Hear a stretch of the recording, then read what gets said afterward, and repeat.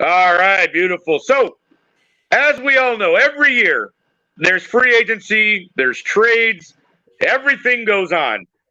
And especially this year with it's what is considered the number one position in football, the quarterback. We had a lot of quarterback changes this year, everyone. And so we're going to talk about that here this evening because to me, this is going to tell a lot about a lot of different teams because there's a lot of big movers and shakers. So let's just get to the big one right away because I'm sure you're all thinking about it. So, Mr. Handy, we're going to come to you first.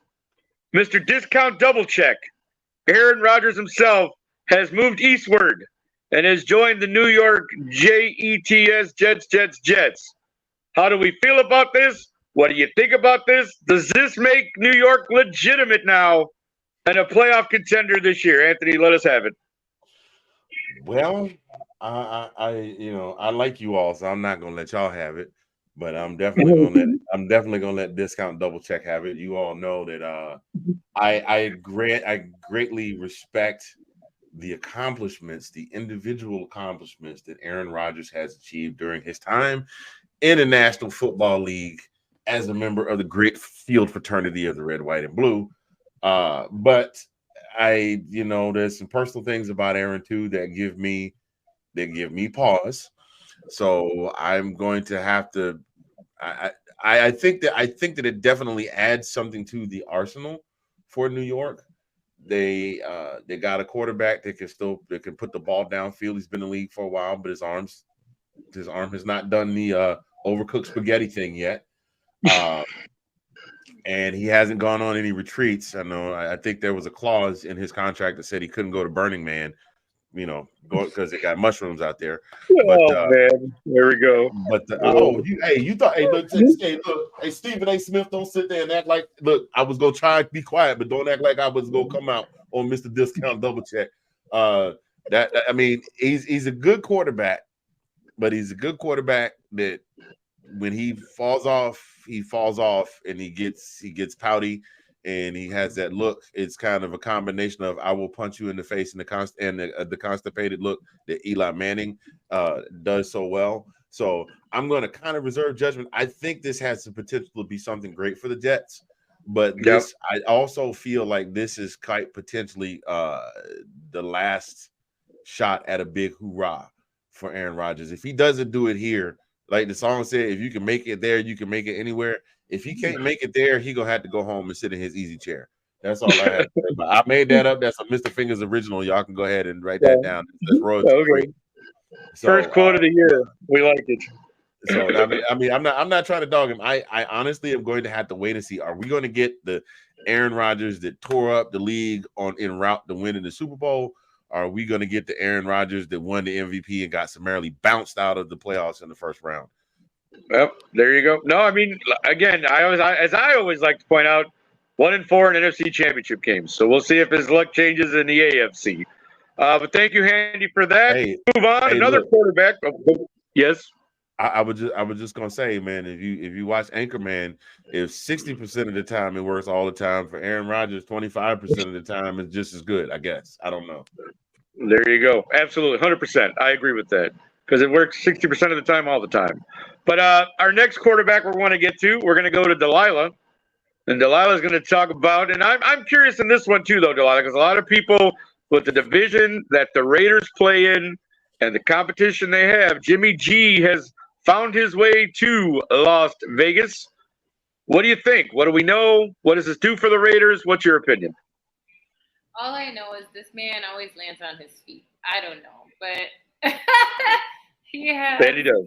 some sort of, I don't know, some luck, man. Because every time he gets relegated to backup, even third string, somehow he ends up back at starting quarterback. But I understand where they're taking a chance. Although I know a lot of people are seeing him as the same quarterback that left, right? But that quarterback wasn't happy there anymore, so then it makes sense to keep him. So what's the point of that, right? So I get that. Their card was already, we saw like people sharing things and his own insights. And so it made sense for them to kind of send him to greener pastures. That's what he wanted.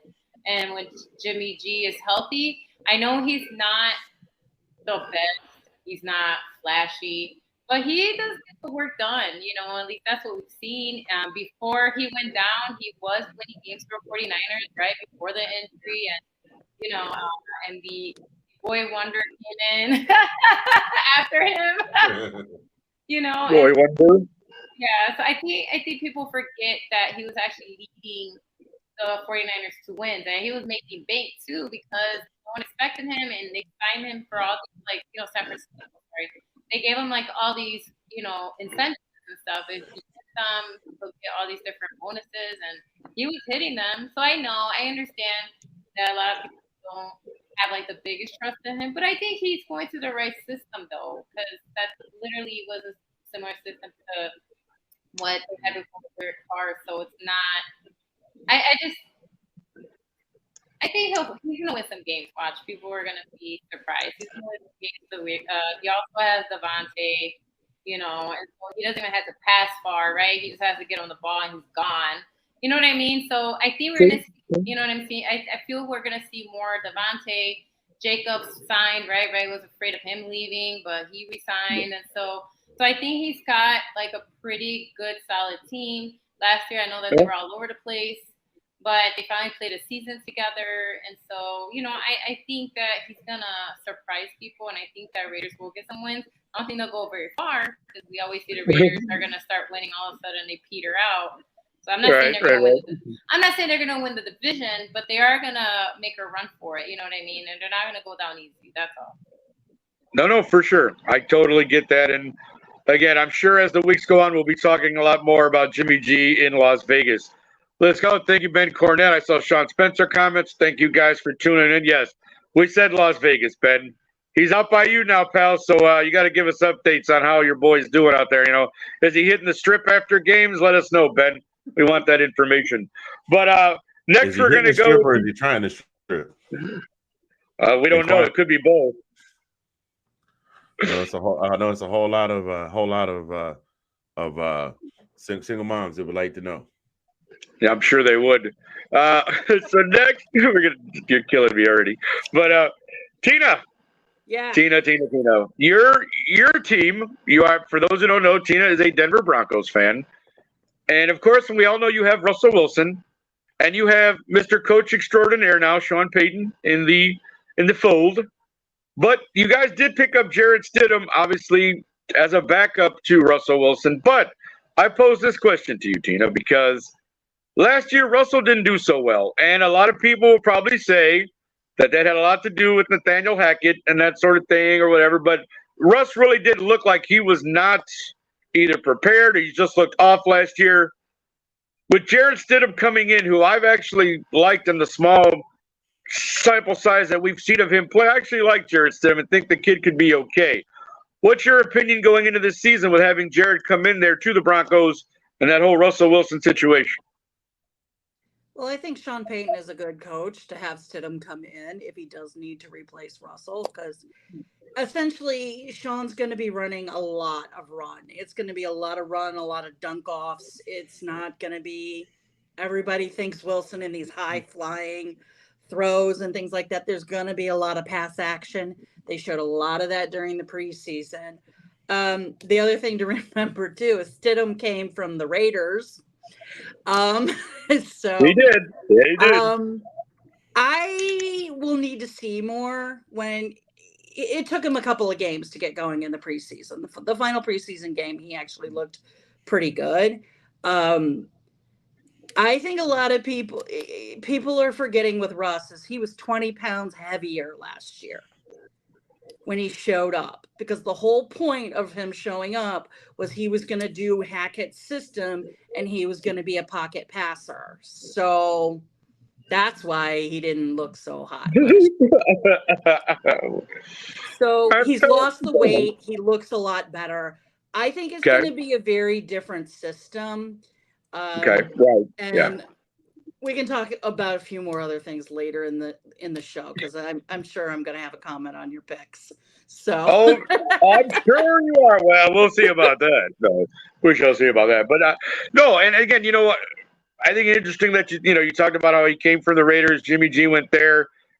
some of the other notable changes that happened, and I think most people were shocked by Trey Lance going to the Cowboys, which to bring that roundabout was the person that Jimmy G was essentially benched for, and now Trey's not even there. So that's kind of a funny thing. You had Sam Darnold, who, again, talk about the 49ers. Sam Darnold goes to San Francisco to start, while Brock Purdy could be ready, whatever. But you got the two quarterbacks there in San Fran with that, high-powered offense and great defense. Who knows what the 49ers will do this year. I'm going to talk briefly about one of the changes that was happened earlier on that I've actually discussed at length with other people, one being our buddy Sean Spencer, because Sam Howell is, being named the starter, the apparent there in Washington to take over. Obviously, Carson Wentz was not brought back and all that good stuff. But Jacoby Brissett is also there in Washington. And I simply had posed this question to Sean before about, well, Sam Howell is a guy who's had one or two. I think he had one or two starts last year. He's the guy you want, the rookie you want to get in there and get him to work and get him done. But Brissett is a proven backup and a starter in the NFL. And I just simply had said that wouldn't it be interesting if there was a little bit of a quarterback controversy there in Washington if Sam Howell does not start to play well?